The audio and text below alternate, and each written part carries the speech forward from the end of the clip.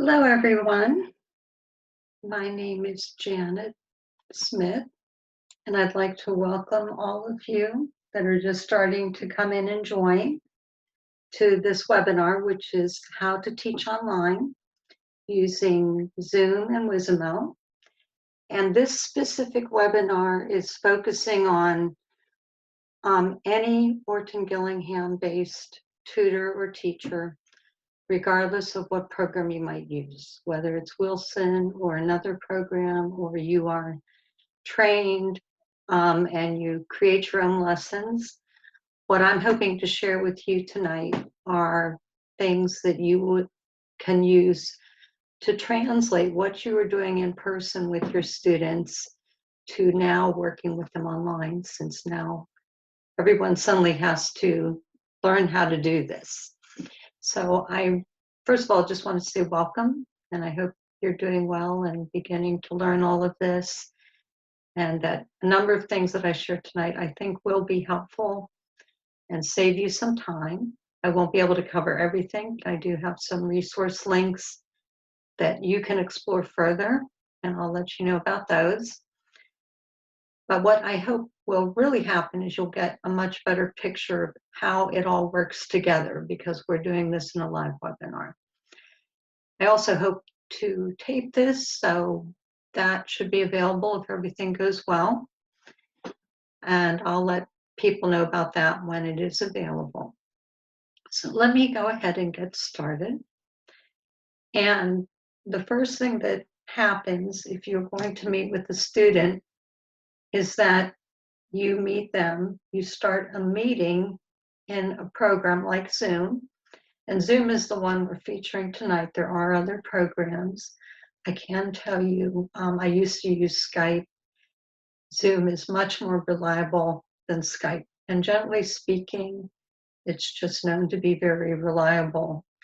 There are other programs, so I can't speak to all of them, and you may have had some experience, or you may be using a different one and be very happy with it. But I'll show you everything in Zoom, and you should be able to translate it into a different program if you need to do that or you want to do that. But when you first meet with your student, you start a meeting like I did. And as I'm looking at the video screen, I'm seeing myself. If your video was turned on, you would be seeing yourself. Because it's a webinar format, there's no video and there's no audio for you. But what I am going to do right now is open the chat room. And that way, as we go through the evening, if you have questions, you can put them in the chat, and I will talk for a little bit. I will give some information, and then at that point I might say, okay, does anyone have any questions? And I'll look at the chat and try to answer some questions. Because I'm working on my own, I may not see every question, so I'm sorry in advance if I miss your question. But I'll do my best, and then I'll go back and give some more information, and we'll keep going back and forth. And while I'm talking, if someone asks a question and you know the answer, please feel free to help each other out and to speak to each other in the chat room, because I don't necessarily have the, I don't necessarily know everything, or I might not see everything. So if you see someone ask a question and you feel pretty confident about the answer, please feel free to speak to that and help each other while we're all here. Okay, so when you first start your meeting, you have a full video screen here in Zoom. So before I start showing you a little bit more about Zoom settings and features and how to share your screen and how to share your material, I thought it would be good to talk just for a moment about everything you can do right here when you're in the full screen view. So you don't need, without any other program or anything else, there's a lot of teaching that can go on in this full view. So just to give you a few examples, one thing would be working on any kind of words, if you have them on cards, sight words, or anything else. you would do the same procedures. This is just like you're sitting across from your student at a desk. And so you would do the same procedures that you would normally do. And everybody's program or approach, we're all multi-sensory. We all do things like tracing or writing in the air or picturing things. But your exact approach might be different. So I don't want to give an exact approach as much as say you would just basically use your approach while you are online. Keep in mind things like gestures. So if you want your student to trace, you can't see a table, but what I have found is when the student is tracing letters because they're practicing or correcting something, I can tell just by looking at their shoulder and listening to them, I can tell whether they're actually taking their time and tracing carefully or not. So you do have an option. You could ask them to keep about a foot or 12 to 14 inches of workspace in front of them and their computer keyboard. And you do have an option. They could tilt the camera down to look so you can see the tracing if you'd like to. Another option, if you really thought it was important, maybe this would be especially true with younger students, and you want to focus more on handwriting, would be for them to use a document camera, which looks like a lamp with a long, skinny stem, and it's very bendable, so a parent might have to set that up so that you can see what they're writing. So that is an option. The other thing when they're writing, if they're not just tracing, they can use a whiteboard. So this is very low tech, but it works really well. And we'll talk about the important setting to make sure that you're seeing writing in the correct direction in a moment. But your student can write on the whiteboard, or they can write on, have a spiral notebook, or write on that and hold it up and you can see it and you can just work that way. And if your student has a whiteboard, just a little tip, I'd encourage you to ask them to have a nice dry erase marker, because if they just have a crumpled Kleenex, that can be a real time eater. You've learned pretty quickly what is a time eater when you're working online. So having something simple like that makes it easy for them to erase is something that often makes a difference in terms of the amount of time that it takes. Now, I will be showing you how your student can write and type right on the computer screen, but I'm just trying to give you some ideas while we're in this whole video view. Another thing you can do, if you have any kind of cards that you use for visual drills or anything else, you can do that in this view and just simply go through your drill that way. And some people make stands. They can put the card on, and again, you would want to leave a workspace and tilt your camera down a little so you could do a blending drill by doing that.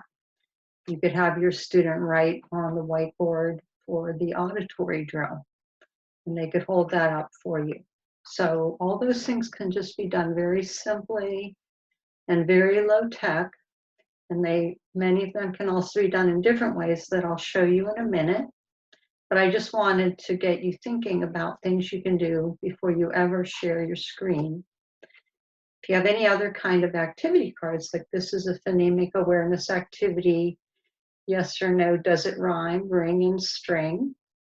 So I have a bunch of cards like that. I could hold them up to a student and they can decide whether or not they rhyme. Okay, so somebody is asking the question, can multiple people share the same Whizzimo account? Not really. You really need one per person unless only one person teaches at a time. And you know that nobody else will be teaching at the same time. That's the only time you could just have one account. if you know that you have one computer and one person is going to be meeting with the student at a time and they're not going to be more than one person doing it, then you could possibly get away with one account. But otherwise, you can't use one account simultaneously by more than one person. Okay. All right, so those hopefully are giving you some ideas. And the other thing to keep in mind, think about your gestures and the things you do. If you're sitting across from your student and you have the video settings set in the right way, you have to think, like, if you want your student to blend, or you're trying to, do a left to right motion to indicate how they should blend something or say something slowly, you have to do it from right to left. I'm doing this from right to left in order for it to look like left to right on the screen. And the other thing that you might want to consider, breaking apart the sounds in a word. Most students will hold up their left hand, start with their thumb, and then their fingers. So I'm holding up my right hand because that would make it more natural for the student to mirror and hold up their left hand and do it that way. If you want a student to tap something, syllables or anything like that where you normally use a table, you put your hand up like a ledge, and then they can do it on their hand. They can put their hand up the same way and go ahead and do the gesture that way. You could actually have them do the tracing this way too. And that way that you can see what they're doing maybe a little bit better, and that's another option to consider. Or maybe they could even hold a card up to do the tracing, and that makes it easier for you to at least see, keeping in mind you're going to be seeing it upside down, so try to keep that perspective in mind when you're evaluating their tracing. All right, so this is just some ideas that you can hopefully apply to your particular teaching procedures and multisensory procedures that you can do when you have a video camera open. Now, I'm going to go ahead and share my screen, which would be the next thing you might want to do with your student, because at this point, you have teaching material on your screen that you want to share with them. Maybe you want to show them, do something with the Whizzimo tiles, or you want to share a worksheet that you've created. But no matter what it is, it's on your computer, so you need to share your screen.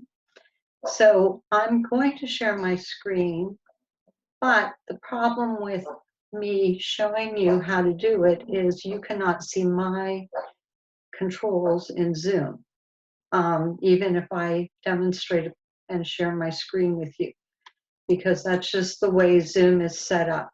So what I've done is I've put just a few slides together with some pictures up, and before I do that, I'm going to go ahead and hide my video because you don't need to see me for most of the rest of the time. So on the bottom, I'm clicking on stop video. Now you'll see my picture come up instead for a second. And when I share my screen, you're just seeing the screen. When you're tutoring a student, you leave your video on, and then you can see a smaller video picture pops into the corner that shows you, and then you also have a small video picture for your student. So you can see them as well, and that's really nice, and that works very well for staying connected with them and seeing them, and even all the things I was describing in full screen, still most of them work pretty well even when the screen is minimized like that. But let me show you what it looks like when you open your meeting.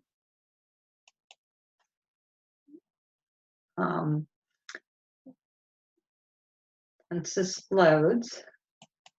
Okay, so when I first opened my meeting, I see myself in the video screen if my video's on, and you would see the same thing. Before you invite a student, I just want to share with you a couple important audio and video control settings that you want. All right, so the first one is how to check your audio settings. So while you're in this full screen and you see you're looking at yourself on video, if you look over here, there's a microphone and then there's a menu, and if you click on that menu and then select where it says audio settings, then you will be able to open up your audio settings. So once you open up your audio settings, this is what you see. And all the other settings are along the side here. But here you can check your speaker and your microphone and make sure that your headphone speaker and microphone are in the view. And then you can also, the most important thing that I like to make sure I've checked and the student checked is automatically join audio by computer when joining a meeting. And that way they're not having to remember to manually select use computer audio every time they join a meeting. So that's a key setting in the audio. As far as headphones, a lot of people say, what do you recommend headphones? And if so, what kind? I use an inexpensive Logitech computer headset, and you probably saw my mic was attached to the earpiece and came out near my mouth. I would recommend, you don't need anything expensive. Mine were probably the least expensive of that type of headset, maybe $20 to $30. And I bought them a long time ago, so they probably don't make this exact model. But the reason why the microphone's important, because when it's right next to your mouth, that helps your student to hear you better. They should have a similar headset unless they have their own, probably much better headset that they already have for gaming. And that way they can hear you well and you can hear them well if you have the right kind of headset. Avoid having earbuds with a mic hanging on a wire that rustles around on their shirt, because then that will make a lot of noise in your ears and it won't pick up the things that they're saying as easily. All right, so after you check the audio controls, you want to do video controls. Now, I could have done it right within that menu, but I'm showing you here. You have your video camera and then another menu, and you click on that and then select video settings. And that opens up your video settings. So that gives you the opportunity to check that your video is working. And the setting that is most important that I just want to point out to you is the one that says mirror my video. You need to have that checked, and your student needs to have that setting checked, because if one or both of you does not, then if you hold writing up, it will look backwards to your student or vice versa. So that is the setting that you both have to have checked. And I have a first meeting checklist I use, either maybe meeting a little before the first session or allowing or making a separate first meeting just to check everything and make sure things are working properly. And that's one of the things I talk parents through to make sure that they have that set and that we're seeing writing the correct way. Normally it is the default, so you probably will be fortunate and not have an issue, but I'm letting you know what you need to do about it just in case it doesn't happen that way for you. All right, so you've checked your audio settings, you've checked your video settings. So now it's time to invite your student to the meeting. Now here I turned my video off, so since I have a picture uploaded in my Zoom account, if my video's off, a little picture shows up, and that's something you can do to your account if you'd like. And here, what I'm going to do, because I want to invite the student, I go down to this icon, and you don't have it in your meeting taskbar right now because we're in a webinar and you don't have the ability to invite a student. However, when you do have a regular meeting, you will see this, and if you click on it, a box will open and you can send an email link to your student. So on their end, they need to have their email open so they receive your invitation, and they would click on that link and it would bring them directly into the meeting with you. So there are a number of ways you can connect on Zoom.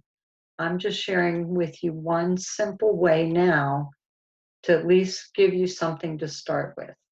Once you get comfortable, you can explore other options for having a student join you, or at the end when we're asking some questions, you can ask a little bit about that, but I just want to give you a simple way to connect with your students that you can start doing, and then you can always explore going to the Zoom support area. They have a lot of nice, quick little videos that show you a lot more information, including other options for connecting.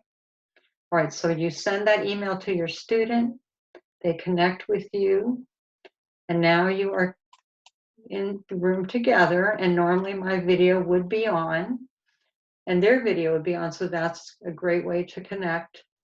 And if there's anything you want to do before you would share your screen, you can do that. But now it's time to share the content or the lesson that you have on your screen. And the only thing your student needs is the free Zoom download or whatever video conferencing you're using. Everything else is on your computer, and you share it with your student by sharing your screen, and also then you also give them the opportunity to do things in the lesson once you're sharing your screen by sharing control. So I'm ready to share my screen with my student, so I will click on Share Screen, and this box comes up, and you can see I have some options. The best thing to pick, you can always change your mind or develop a different preference. I like to use the whole screen option because that way everything is shared and I can go back and forth, and I'll talk about that without having to worry that they suddenly don't see something because it's not being shared. And the other important share to keep in mind, if you want your student to hear sound because you're sharing a video or you're playing a game at a website that has neat sound effects, then you want to click on this little box that says Share Computer Sound. If you don't click on that, then your student will not be able to hear the sound that is coming from your computer. So keep that in mind. So after I select Share Screen, and I have something I want them to hear, so I'll select Share Computer Sound. Then I hit the Share button. Okay, and at that point, it brings up the screen that has what I want to work on with them. And you can see this is still a picture, and there's my video in the corner, and if a student was with me, they would also have their video picture. And this is a Whizzimo tile board. So we are going to go to my actual open Whizzimo tile board in a second, but that's how you would share your screen with them. And so finally, we're in this lesson. I want my student to move some tiles. So at that point, I would bring up a menu. If I go up to the top of my screen, this menu would drop down and it would have options for what I can do. There's two participants, myself and my student. So as long as there's two participants, one of the options is remote control. You would click on that and it drops this menu down, and then you would select your student's name, and then you would go back to your actual screen, And at that point, once your student clicks on your screen, they would have control. So let me go ahead now and open up my actual Whizzimo. And since I'm about to do that, I just want to point out across the top of my screen, you see I have about 5 or 6 browser tabs open. So that's because for this presentation, I want those available to show you different things. So that's exactly what you do with your student. If you have the Whizzimo tiles you want to work with, you have that open. If you want to go to Quizlet and do flashcards, you have that open. If you want to take them to an educational website or some reading material on a website, you would have that open on the top. And then you can quickly go from one thing to another. So I'm going to my Whizzimo. So before you ever start your meeting, open up what you are planning to use for your lesson. That way, just as I'm doing right now, I just can go click, click, click, and jump from one activity to another just by clicking on the tab. So there, I'm going back to that. Now I want to go back to Whizzimo. The other thing that I have is sometimes you have your own worksheets or PDF files or activities that you want to share with the student. And there's a lot of ways you can share that. Adobe Acrobat, I use OneNote. So I'll talk about that in a minute, but I keep anything that is a program down on my taskbar, and I have it opened and minimized. So when I'm ready for this worksheet that I'm pointing at now, I just will go down there and click on it, and that will open it right up and we'll be ready to go. So it makes going from one thing to another in your lesson a lot more seamless and smooth. So I'm just opening up the chat box so I can start seeing. I had it blocked when I had that. I think I'm opening the chat box. I'm trying to. So hopefully it'll open up in a minute. Right now it's not showing for me. So that's, if I don't see your question for a second, that's because I'm still figuring out how to open it up. Okay, so let me keep going while give you some more information, and then I'll see if I can figure that out and get that open. So in Whizzimo, this is what it looks like when you open up your account. You're going to see your name in orange. And right now, when you open your account there, you don't really have any workbooks up here because perhaps you haven't made any or you haven't selected any. So you have 2 options for getting a workbook up that you can open up and use with the student. One is Whizzimo has their own very large selection of workbooks that are based on a lot of the different reading and spelling principles that you might want to be teaching in your scope and sequence. I apologize for my dog barking in the background there. So that's one option you have. And so I think one really good way to use Whizzimo is to create workbooks based on your scope and sequence. And then you can also create any kind of, for students, like a workbook to do extra practice or review for any type of thing that they might need. And you can easily and quickly do that, and we'll talk about that in a minute. But I also find if you use OneNote and you keep a tab for each of your students, then that's a really good way to keep their materials for each student in those tabs. And that works very well. So if you have a specific word list for a student or sentences or anything else you want to share on the screen, then that's a good way to do it.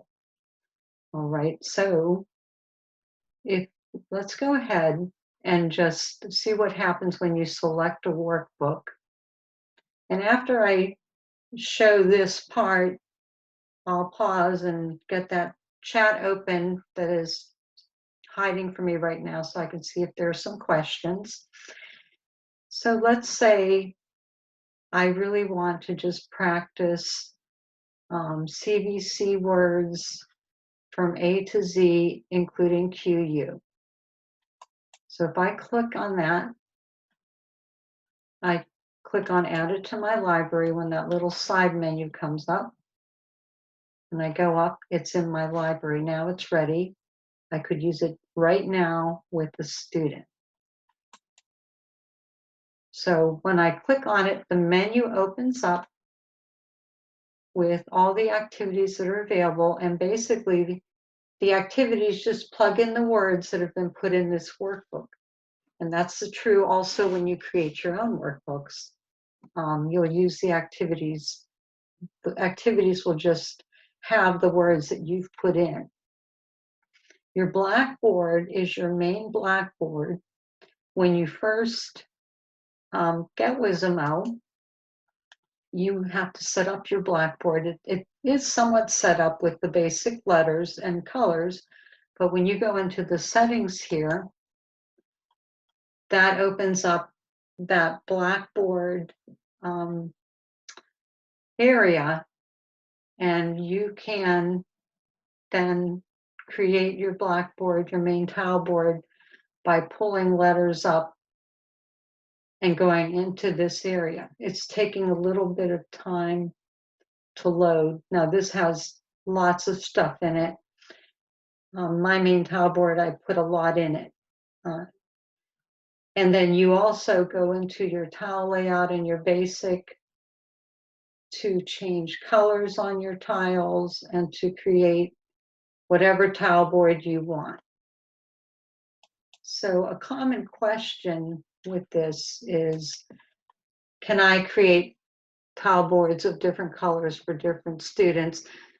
If you have one Whizzimo account, you can change your tile board colors, but you can't keep each tile board color. You basically, it's probably easiest to pick one color, the color that is going to be best for, that you can use with everybody in terms of what you want to use for your students, because you really can't do one tile board in certain colors and another one in another one. So consider what will work the best for your situation and just make a decision of which one you want to use. Then once your tile board's ready, that's your Blackboard that is always available, your main one. But the workbook tiles is only going to have the tiles that are in the words that are in this workbook. So this workbook is CVC words. It's very simple. So you'll see, and it takes just a moment for the tile board to load. But when it does load, you'll see that it's just, a basic alphabet. The words that have been put into the tile board are built down here. So this is a great place to do a blending drill. And you can even point or have the student point to each letter and say the sound and then blend it. And then here's the next word. And you can do the same thing and go through that drill that way. You can do an auditory drill here. I would, as the teacher, say a sound, your student repeats it, then they need to point to the tile that is making that sound. So that's one option for doing an auditory drill. And your student, when you share a control, they can click on and drag tiles down into the work area. You can practice whatever concept you're teaching, open and closed syllables, dividing. This is great for dividing practice, dividing syllables, identifying types of syllables, blending and reading, breaking down and spelling. The tiles are, these virtual tile board gives you tries to give you a lot more of a multi-sensory visual way to help your students grasp whatever concept you're trying to teach them. Up here, once you're done with that activity, there are other activities. I'll just show you a couple, and you can always explore more, but one is flashcards. So here's another great way to read, and you have different views: onset rhyme, tile view, again, a good view for doing a blending drill. And then if you want, go back to the whole word, and they can read the whole word then. Another activity would be word cards, and this is nice.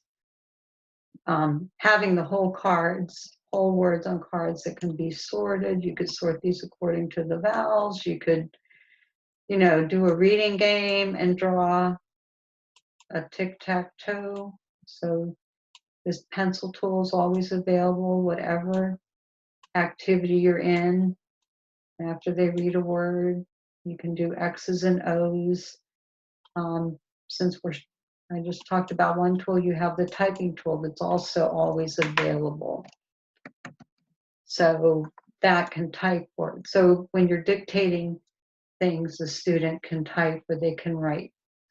And any of the views, whether it's the tile board or here, or there is a whiteboard. So that will be the last thing I show before I pause for a moment. Okay, so the whiteboard is a good place. If your student is comfortable with typing or writing, they could type words, phrases, sentences. They can write them. And by the way, if they have a touch screen, then they can use their finger to use the pencil tool, and they can also move the tiles with their finger. Now, a lot of students don't have a touch screen, but I'm letting you know just in case you have a student that does, then that's a great option for them. So, okay, so let me stop sharing just a moment and look at some of the questions here. Okay, do students need to also have Zoom downloaded? Yes, it's a free download, but that's how it works. It gets downloaded onto each computer. And once they have it downloaded, they'll have that little camera icon, so they can access a meeting that way if they know your meeting ID number. But that's one reason why somebody explained to me that's one reason why it works better than Google Hangouts or Skype, because it has that downloaded piece. It makes it a lot more stable on your computer. And somebody's asking, can a student be given control when they're using an iPad? No, unfortunately, iPads you cannot be given control when they have an iPad.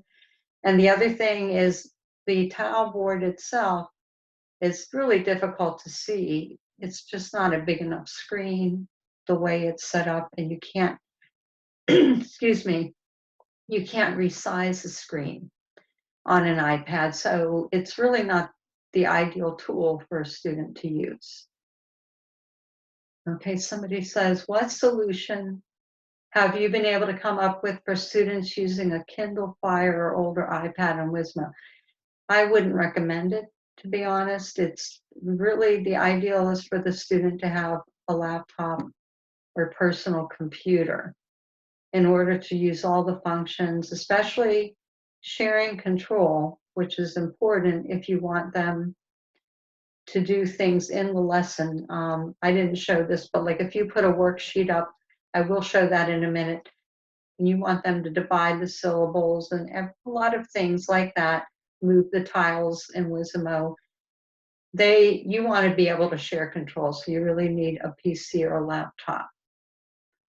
Now, somebody's asking, what's OneNote? I'll show you that in just a minute. That's a program in the Microsoft, I guess, Office suite that most people already have on their computer. And I do have a little bit more extended video I made about it, so you can learn a little bit more about it, but you may also have any kind of PDF reader that also allows you to annotate, like Adobe Acrobat, or there's other things that do the same thing, but I will show you that in a minute. I'm not seeing the remote. Okay, you won't see the remote tonight because we're in a webinar and you don't have the option to share remote control. There's a lot of, your tools are different because of this webinar. When you start a regular meeting and you have one person, at least one person, then you'll see the remote. Whenever you are sharing your screen, you'll have the option to share control. Okay, does the setting need to be selected to allow the student to use their touchscreen? Sometimes usually it just, they're able to do it. But on occasion, I think I've heard some tutors say that they've had to enable it in their computer. So it's a little, I can't tell you exactly what to do because it's probably different for each computer in each situation, but you may have to troubleshoot. Something might need enabled in the student's computer in order for them to use their touchscreen with Whizzimo, or it might be in Google Chrome. I'm not sure what people said was the issue, but most of the time, it's just they're able to do it. Okay, can you do a group class with this? Yes, you can. You can have more than one student at a time. And then you could share control with the student that you want to move tiles or to bite a word or to read you don't have to share control for them to read a sentence. They can just see it. You would have to set up some guidelines that they would maybe keep themselves muted until you call on them, because otherwise, if everybody's sound is on at the same time, there could be some distraction from one person's house, like you heard my dog barking earlier. So a lot of little things like that can happen. So you have to teach them a few things to keep a little bit of order and keep distraction down, but you most certainly can teach a group. Now if you have a free Zoom account, your limit is 40 minutes when you have more than one student. So if you feel you are going to be doing group lessons and that's important, then you might have to consider getting the paid Zoom, which is like $14.95 a month, because then you can have a lesson that goes over 40 minutes and you're not always having to time yourself that way. Okay, can you change the font on the Whizzimo tiles? I don't believe so. You can change the colors there, but I can't say that for sure because I guess mine have been set up for a while and I haven't looked into that. There is possibly the option to change a font, and that would be in those settings. Okay. Now, okay, somebody said Zoom is getting rid of the 40-minute time limit through July, so that's great news. Then you don't need to even have a paid account in order to have a group lesson. All right, so I think, folks, hopefully I've gotten most of the questions here. So let me go ahead, and we've talked about Whizzimo, and I know I really gave you a crash course in Whizzimo, but let me go ahead and share my screen again, and then talk about, okay, you can do a lot in Whizzimo. I've showed you a little bit and hopefully given you a good idea. And in terms of creating workbooks, I want to show you that quickly. So you know how you can do that. And like I said, I think the easiest thing is to more or less create workbooks based on your scope and sequence. And then you can still create review workbooks for students. Oh, he needs more practice distinguishing short I from short E. So you create a little workbook and you can do the activities I showed you plus lots of other activities. The card sort is great for that type of thing. And you can do that in a workbook that you just create to practice something like that. But let's say you want to create a workbook for a student for something like that. You're here back in your course workbooks in your library. You go down to My Workbook Library and select Create Workbook. And then the easiest way is to say, I know the words I want to use. And that's going to open up a place for you to make a new workbook. And then you can name it. So I'm just going to say CVC Practice. You don't need to, you can change something here, but you don't really need to because you're putting in exact words and the settings they have in there already cover every kind of word you could put in. So you might as well just leave them. So, okay, now I'm going to just put in a few words. Each one you need to put a comma after. So cat, hat, sit, fan, hut. I'm normally, of course, you'd put in more words. So whatever concept you want to teach or practice, put those words in here and then you hit search words. And they come up here. And by the way, there are a lot of nonsense words in the database as well. So you can go ahead and put nonsense words in there and hit search. And if it's in their database, it will come up. Once you've got the words listed in here, you hit save and exit. And then when you go back to your library and your courses, now this workbook that you've created is here. And it's the same as the one that I selected that was already made. You open it up and you can select any of these activities or the whiteboard, and it will open it up and you can do it. Now, let me point something out. Remember, I said the Blackboard has all the tiles when you've made your main Blackboard, whatever's in there, it has all the tiles, but your workbook tiles are only going to be the letters that are in your words. So I only put 5 words in there, so you're going to see, in this case, it's just going to be a few letters. These are the letters that I used in the 5 words that I put in there. So keep that in mind. You may not use this as much when you do a quickie workbook for practice, but all the letters you need for the words you have are in it, so it just isn't going to look like a nice little alphabet. So that's how you can create your own workbook. And then again, go down and select an activity. This one, timed reading. It will have the words here and you hit begin and they read them. And when they're done, you hit finish. And then you score them, but you can point out, okay, this one you said a little differently and you can figure that out together.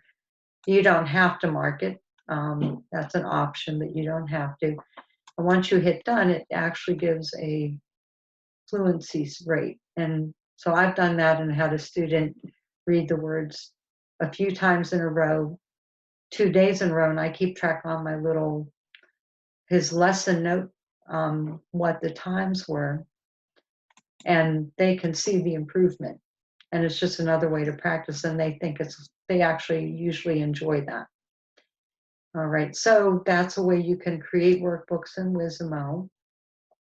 So let me talk about the last thing. You have all your own materials that you've already got on your computer, or you can put it into your computer that will you want to share with your student.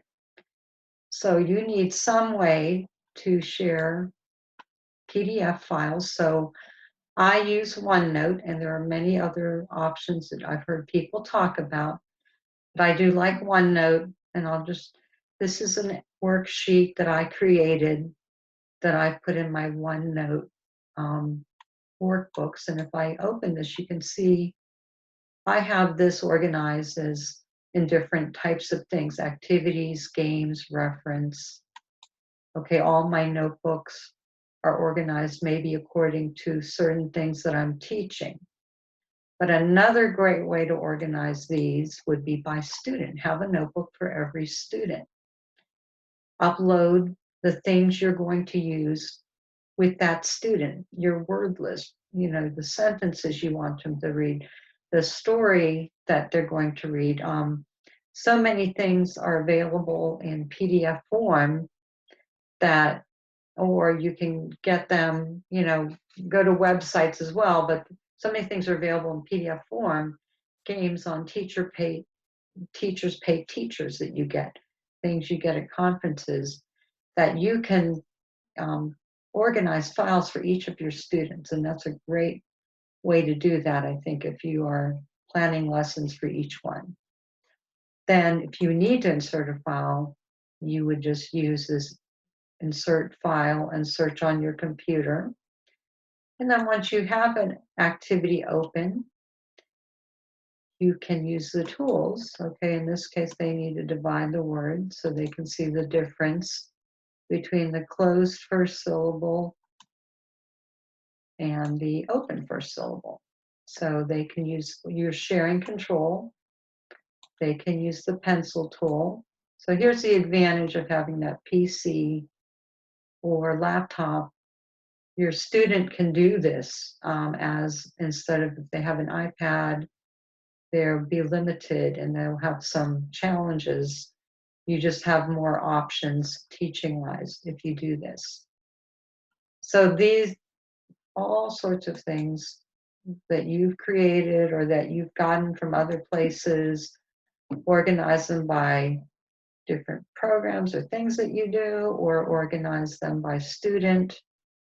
And this, having something like this is a great way to add a lot of flexibility and individual prescriptive work to your teaching. So here it has a typing tool too. So you can do everything in something like this program. All right, so I'm going to once again stop sharing, and we have a little time to check questions here. So let me go ahead and do that.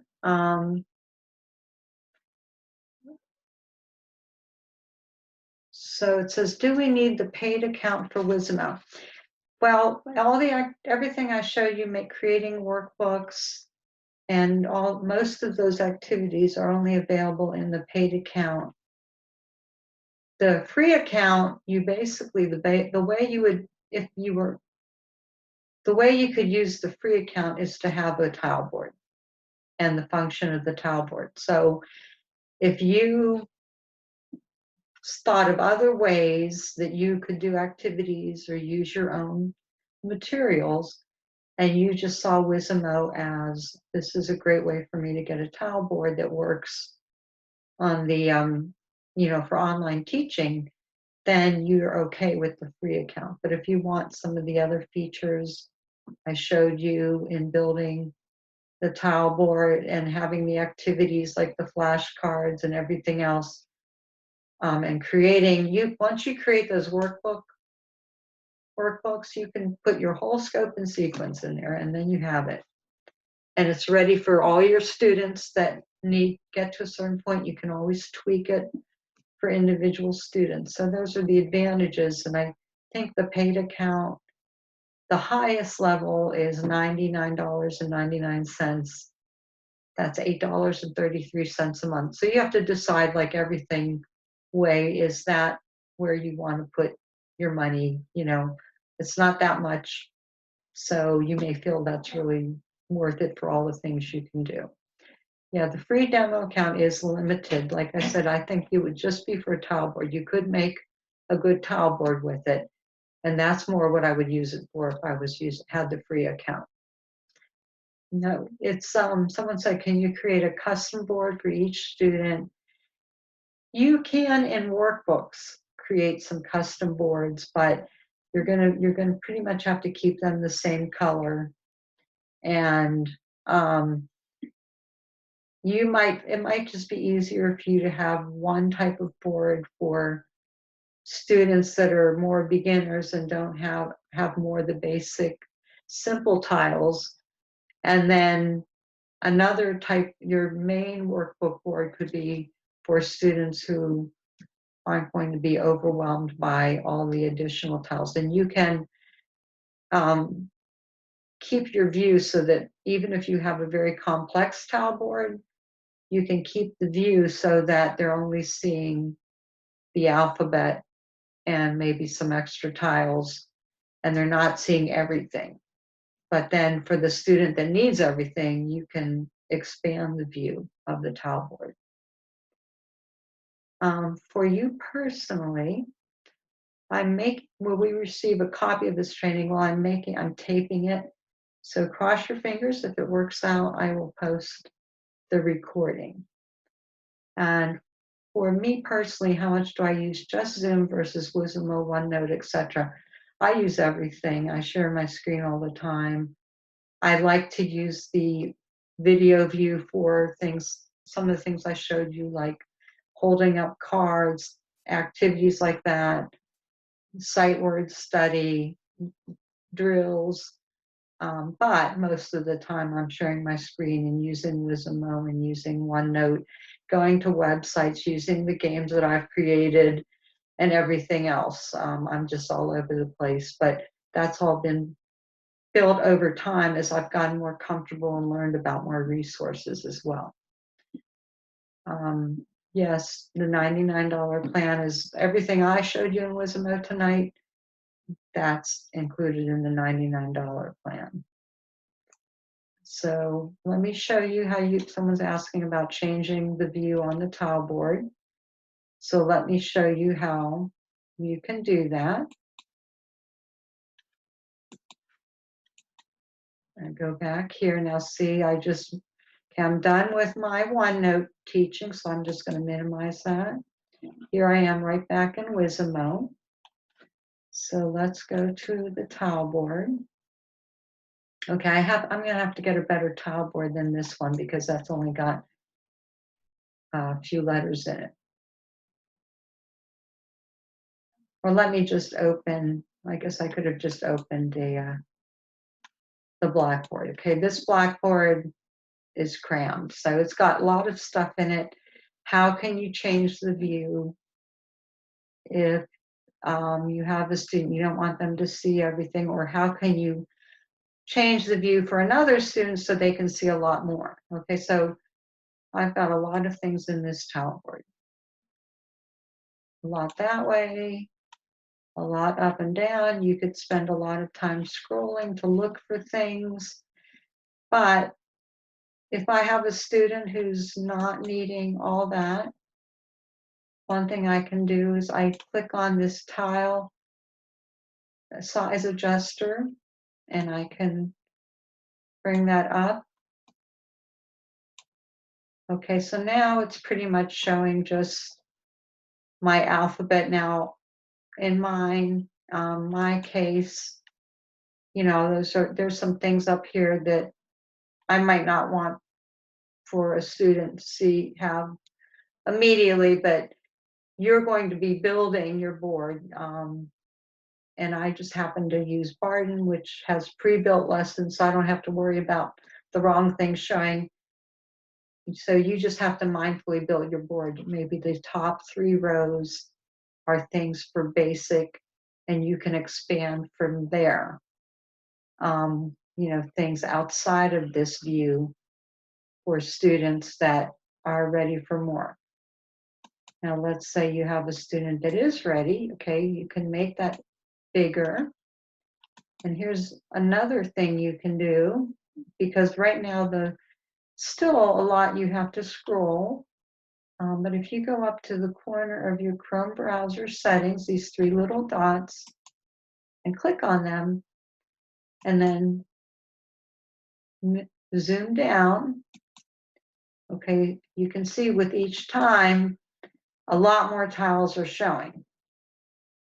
So if I have a student where I want to show a lot of tiles, I can do that when there's a big tile board.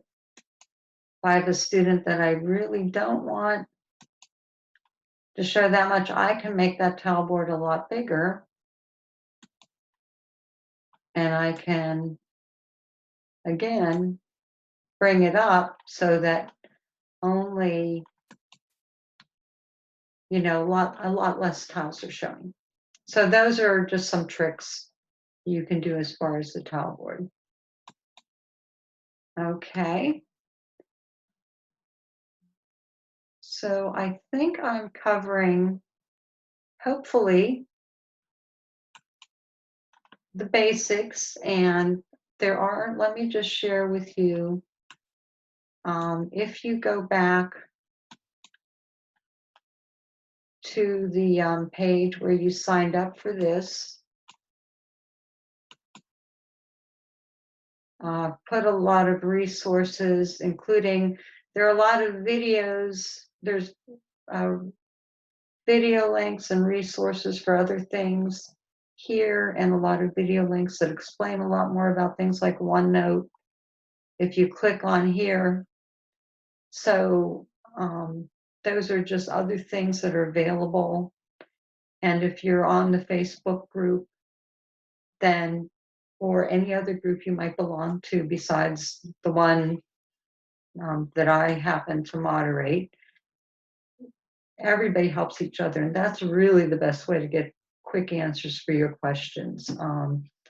Say, help, I'm having trouble with this, and there's usually somebody who's just figured it out who can help, and we all pitch in together to help each other and answer questions. So that's a very good resource. I would recommend finding groups like this or others that have a lot of members in them that can help each other. Okay, so,